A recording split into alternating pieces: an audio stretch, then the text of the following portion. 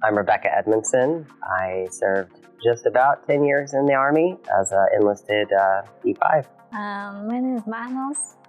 My rank was captain. I work in a major position, and I was Female Tactical Platoon commander in Afghanistan. CSTs, our cultural support team members, were designed to be able to supplement Special Forces units in Afghanistan, to be able to embed with those units and be able to access the female population, be able to gain actionable intelligence from them in an environment where their culture is inappropriate for men to engage with local women. So they brought on CSTs to explore that skill set, and once we kind of got our feet wet with that job, we started training up the Female Tactical Platoon.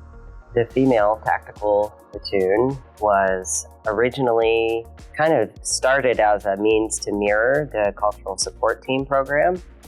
Like in Afghanistan, men can't touch the female. Like they go to the Taliban's commander houses, like they target them in their houses. And you know that in the house there are children and female. And so our job was to do searching. Most of the information that we get, it comes from female. One of the reasons that I joined the military was because I was born in Iran and I lived over there for many years because we were Afghan and we couldn't work with government or we couldn't have a better job in high positions. And so I always like to be a part of military because I think that military is a heart of a country.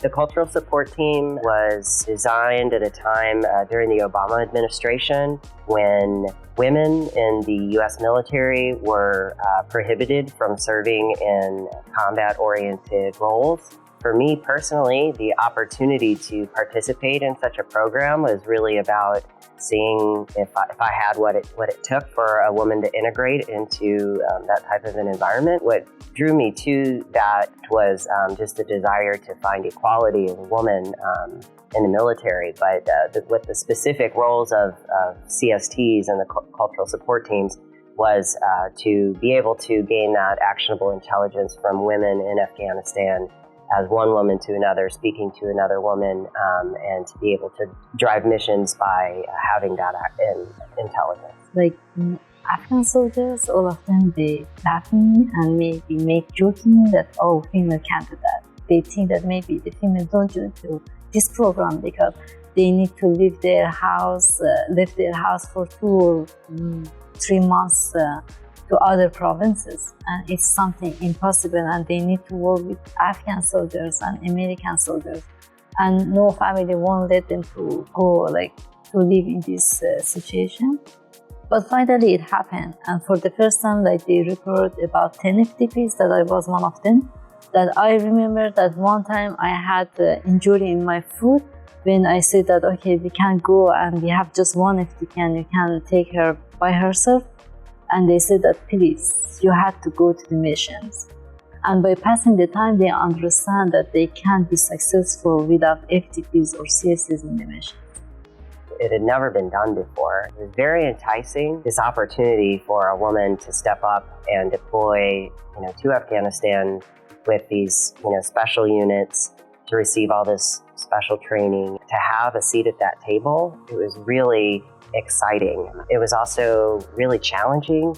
There wasn't a ton of slots for these positions. Hundreds and probably thousands of women raised their hand and submitted packets to participate in this program. But in Afghanistan, it was opposite. Nobody doesn't want to join. When they started to recruit from military women, I think just 3 or 4 were ready to do that. They started to recruit from civilians. Like I was in civilian. I went to the ministry and said that, hey, I'm gonna go to the FTP program. And they just registered me and sent, and after 1 week of selection, they accepted me.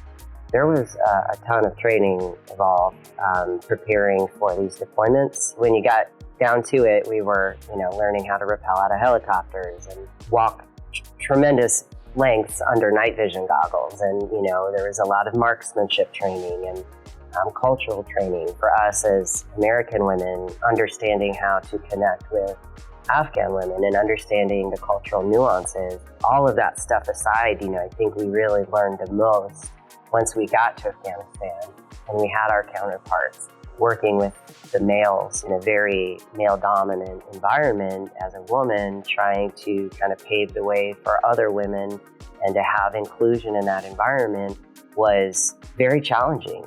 These units of men were very guarded, and rightfully so.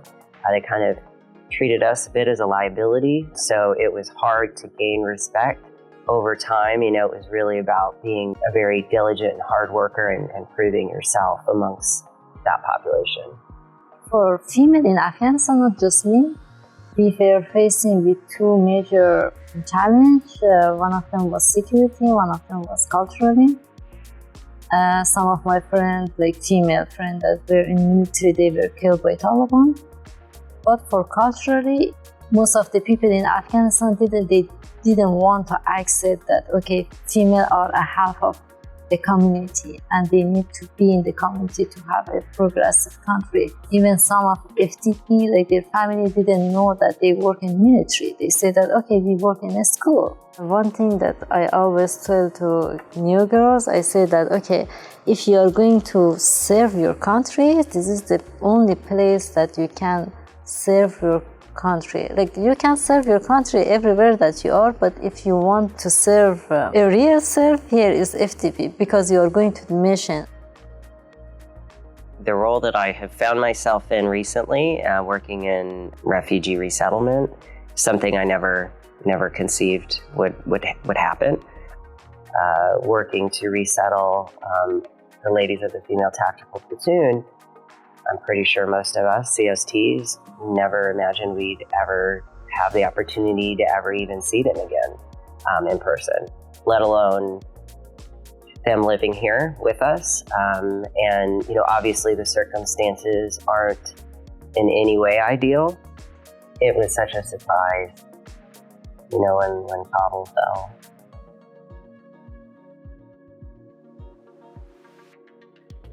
Despite of working with Americans for 10 years, like side by side, I don't have even a status here, and I'm not eligible for SIV, and I had to seek asylum, that is very complex, and you need to have pro bono lawyer or lawyer.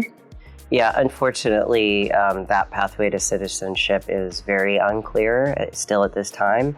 Mahnaz knows more about the Afghan Adjustment Act than I do, but it is a bill that's up right now for debate, and if it does pass, then eligible Afghans that served in the military would also qualify for a special immigrant visa, which is a very clear and direct pathway to citizenship.